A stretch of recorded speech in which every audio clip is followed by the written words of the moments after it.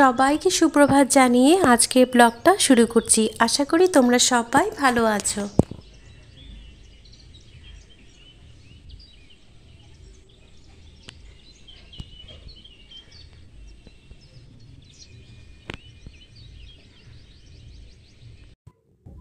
আজকে সকাল থেকে তোমাদের সাথে কিছুই শেয়ার করতে পারিনি। তার কারণ হচ্ছে ঘুম থেকে উঠেই দেখি মোবাইলটাতে একদম চার্জ নেই। তো প্রথমেই উঠে মোবাইলটা চার্জে বসিয়ে দিলাম, আর তারপর রোজের যেগুলো করণীয় কাজ আছে সেগুলো সব কাজ করে নিলাম। তো কাজকর্ম করে মেয়েকে খাইয়ে দাইয়ে ঘুম পাড়িয়ে দিলাম। আজকে কিন্তু মেয়ে স্নান করতে আর খেতে একদম ঝামেলা করেনি। তার কারণ হচ্ছে ওর বাবা বলেছে বিকেলবেলা অফিস থেকে এসে ওকে বেড়াতে নিয়ে যাবে। তো সেই আনন্দেই আছে মেয়ে। আর স্নান টান করে সুন্দরভাবে খেয়ে দিয়ে ঘুমিয়েও পড়েছে। আর বাচ্চারা ঘুমিয়ে পড়লে তো জানোই নাদের কত আনন্দ লাগে, মনে হয় একটা অনেক বড় কাজ শেষ হয়ে গেছে। তো আমিও এখন একটু রিল্যাক্স হয়ে বসেছি আর ভাবছি তোমাদের সাথে একটু গল্প করে নিই। একটু পরে হাজবেন্ড আসবে, তারপর আমরাও একটু বেরিয়ে যাব। তো কিছুদিন আগে আমরা বাইরে বেড়াতে গেছিলাম। তো সেখান থেকে আসার পর শরীরটাও ভালো ছিল না, সর্দি কাশি, যেহেতু জায়গা চেঞ্জ হয়ে গেছিলো, ওয়েদার চেঞ্জ হয়েছে। তো বেশ কিছুদিন কিন্তু অসুস্থতার মাঝে দিয়ে গেছিল। তো আজকে একটু বাইরে যাব ভাবছি, একটু বাইরে ইভিনিংয়ে একটু আউটিং হলে বেশ ভালোই লাগে মনটা। তো তার জন্যই কোথায় যাচ্ছি সবটাই তোমাদের সাথে শেয়ার করব। আমার সাথে থাকো আর আজকে পুরো ব্লগটা তোমরা দেখতে থাকো। এটা হচ্ছে দীপর বিল। আমাদের এখানে গুয়াহাটিতে জালুকবাড়ির পাশেই অবস্থিত বিশাল বড় একটা লেক, যেটাকে দীপর বিল বলা হয়। খুবই সুন্দর একটা জায়গা। আমি গুয়াহাটিতে এত বছর ধরে আছি কিন্তু কখনো এই জায়গাটাতে আসিনি, এবার প্রথম এসেছি। তো এখানে আসার পেছনেও একটা গল্প আছে, সেই গল্পটা আমি তোমাদেরকে একটু পরে বলছি। তার আগে তোমরা এই সুন্দর দৃশ্যটা দেখে নাও। খুবই সুন্দর, বিশাল বড় একটা লেক, চারিদিকে ঘিরে রয়েছে পাহাড় আর সবুজে ভরা এই জায়গাটি এসে কিন্তু আমার বেশ ভালো লেগেছে। এখন একটু গরম গরমও পড়ে গেছে আমাদের এখানে।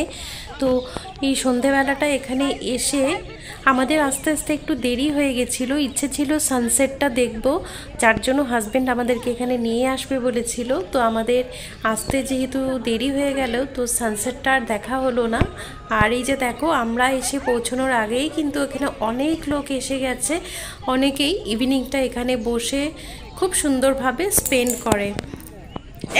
আর এই যে এখানে দেখো আমার বলেছিলাম না, এত বড় খোলামেলা জায়গা পেয়ে খুবই ফুর্তি পেয়েছে। ও তো এরকম খোলা মাঠ পেলেই হলো, পাগলের মতো আত্মহারা হয়ে দৌড়াতে থাকে। আর এই দিকটাতে যেহেতু জল আছে অনেকটা, তো তাই একটু ভয়ও লাগে যে কচুরিপানার মধ্যে গিয়ে পড়ে যাবে। তো ওকে পাহারা দিয়ে রাখা হয়েছে।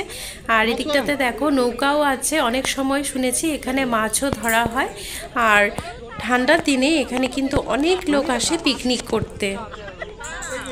আর আমাকে তো জানোই আমি সবসময় ন্যাচারাল বিউটিটা ভালোবাসি। তো এখানে এসে এত সুন্দর দৃশ্য দেখে আমিও একটু ক্যামেরা বন্দি করে নিলাম, ভাবছি তোমাদের সাথে আমি শেয়ার করতে পারবো। আর এই যে দেখো, এখানে আসার পিছনেও একটা গল্প আছে। তোমরা সবাই জানো কিছুদিন আগে আমি বেড়াতে গেছিলাম বাইরে। তো বেড়াতে যখন গেছিলাম তখন এই জায়গাটা দিয়ে কিন্তু আমি পার হয়েছিলাম। তার মানে আমরা যখন ট্রেনে করে যাচ্ছিলাম তো এই জায়গাটা ক্রস করেছিলাম। আর এদিকে দেখো আমার মেয়ে এই বনের মধ্যে যে ছোট ছোট ফুলগুলো থাকে সেই ফুলগুলো এনে ওর বাবাকেও দিচ্ছে। দাও, আমাকে দাও। থ্যাংক ইউ সোনামা, থ্যাংক ইউ সোনামা। মামাকে দিবে, দাও।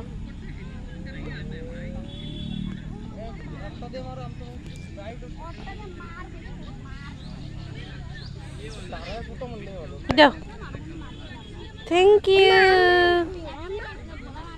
তোমার এত বড়। তো তোমাদেরকে যেটা বলছিলাম, আমরা যাওয়ার সময়, ঘুরতে যাওয়ার সময় এই জায়গাটা ক্রস করেছিলাম। বলতে বলতেই দেখো একটা ট্রেনও ক্রস করছে। তো আমরাও কিন্তু সেম এইভাবেই এই ব্রিজের মতো যে জায়গাটা আছে সেই রেল লাইনের ওপর দিয়ে এদিক দিয়ে ক্রস করেছিলাম।